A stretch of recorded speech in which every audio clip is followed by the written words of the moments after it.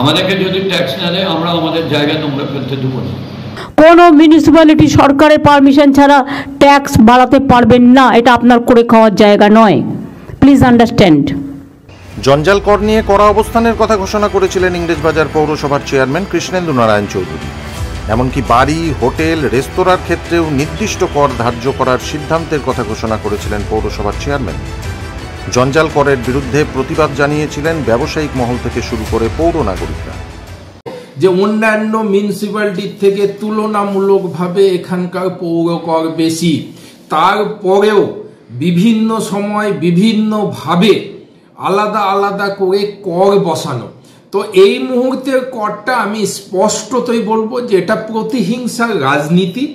আমার সাথে কথা হলো, আমি নাগরিক হিসেবে বলছি, এটা কি ধরনের পৌরসভা দিয়ে যে প্রত্যেক বাড়ির থেকে 1 টাকা করে নেওয়া জঞ্জাল পরিষ্কার করার জন্য? এটা তো কোনো পৌরসভায় নাই। এই পৌরসভাটা কীভাবে কি আমি নাগরিক হিসেবে বলতে চাই, এটা করাটা ঠিক না। নেবে যখন আমি শুনছি নিবে, তো যাই হোক, এবার জলের ট্যাক্স দিই, রাস্তার ট্যাক্স দিই, এইসব ট্যাক্সগুলো ঠিক নয়। তো আমরা হচ্ছে যে এইসব ব্যাপার নিয়ে প্রতিবাদ জানাবো। আমরা সব নাগরিকরা মিলে যদি দরকার পড়ে আমরা ওনার সাথে দেখা করব এবং যাতে ট্যাক্স না নেয় তার জন্য আমরা আবেদন করব। এটা আমরা যদি পরবর্তীকালে দেখা যায় যে এই পৌরসভার এই আইনটাকে আমাদের মাননীয় চেয়ারম্যান এটাকে লাগু করার চেষ্টা করছেন, ইমপ্লিমেন্ট করার চেষ্টা করছেন, সেক্ষেত্রে আমরা পশ্চিমবাংলার মাননীয় মুখ্যমন্ত্রী শ্রীমতী মমতা বন্দ্যোপাধ্যায়ের প্রতি আমাদের বিশ্বাস আছে এবং আমরা তার কাছে এটা প্রতিবাদ জানাবো। তারপরেও যদি কোনো কাজ নয় তাহলে আমরা পৌরসভা ঘেরাও করারও সিদ্ধান্ত নেব। কেন্দ্রীয় সরকার নাকি জানিয়ে দিয়েছে জঞ্জাল কর আদায় না করলে পঞ্চদশ অর্থ কমিশনের সলিড ওয়েস্ট ম্যানেজমেন্টের টাকা বরাদ্দ করা হবে না, এমনটাই জানিয়েছিলেন পুরপ্রধান। বোর্ড অব কাউন্সিলের মিটিংয়ে চূড়ান্ত সিদ্ধান্তও নাকি নেওয়া হয়েছিল।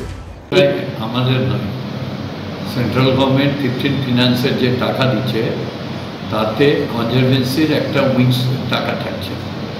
তারা নির্দেশ দিয়েছে যে জঞ্জাল এটা সার্ভিস ট্যাক্স, এই যে রাস্তাঘাটে যে জঞ্জাল ফেলে দিচ্ছে, যেখানে সেখানে ফেলে দিচ্ছে, তার জন্য একটা সার্ভিস ট্যাক্স নিতে বলেছে। এটা তাহলে এটা তো আমার অর্ডার নয়।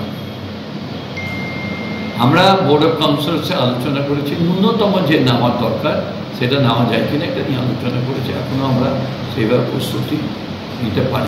কিন্তু গত সোমবার নবান্নে সাংবাদিক বৈঠক করে মুখ্যমন্ত্রী মমতা বন্দ্যোপাধ্যায় সাফ জানিয়ে দিলেন রাজ্য সরকারের অনুমোদন ছাড়া কোনো পুরসভা কোনো রকম কর আদায় করতে পারবে না।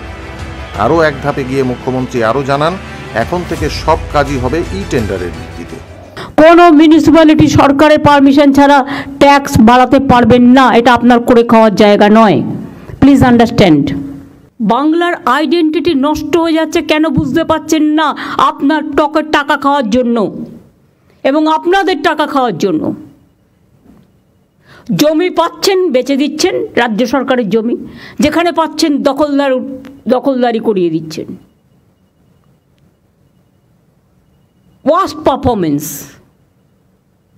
মিউনিসিপ্যালিটিগুলোর। কেন তৈরি করা হয়েছিল আমি জানি না, সবাই বলে মিউনিসিপ্যালিটি করে দিন, লাভটা কি?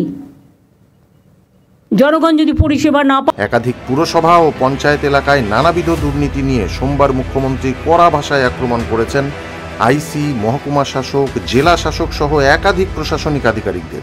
যতটা পারি ইনকাম করে নি, এসডিও হলে একটা সঞ্চয় করে নি, ডিএম যে কদিন থাকবো সঞ্চয় করে নি, দেশে পাঠিয়ে দিই।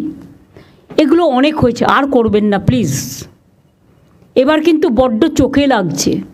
রাস্তাঘাটে অবৈধ দখলদার সহ অবৈধ নির্মাণের বিরুদ্ধে ক্ষোভ উগরে দিয়েছেন মুখ্যমন্ত্রী। আর এরপরই জলাশয় ভরাট থেকে শুরু করে রাস্তাঘাট, অবৈধ দখলদারের বিরুদ্ধে পদক্ষেপ নিতে প্রচার চালানো শুরু করল মালদা জেলা প্রশাসন। কিন্তু জঞ্জাল কর নিয়ে যে কড়া অবস্থানের কথা ঘোষণা করেছিল ইংরেজবাজার পৌরসভা, সেই সিদ্ধান্ত এখন বিষবাহু জলে তা কার্যত স্পষ্ট। ল্যান্ড ডেভেলপমেন্ট, সোলার পাওয়ার, এগুলো স্টেট এবং রিসাইক্লিং অফ দ্য জঞ্জাল যেগুলো, এগুলো থেকে তো আমাদের ইনকাম হতে পারে। কেন করছি না? এটা সেন্ট্রালি করতে হবে। এসডিওকে দিলেও যা, ডিএমকে দিলেও তাই, নমিনেটেড মেম্বারকে দিলেও তাই, ইলেক্টেড বডিও তাই। তো কাকে দিয়ে করবো এগুলো? তো মহা মুশকিল হয়ে গেছে।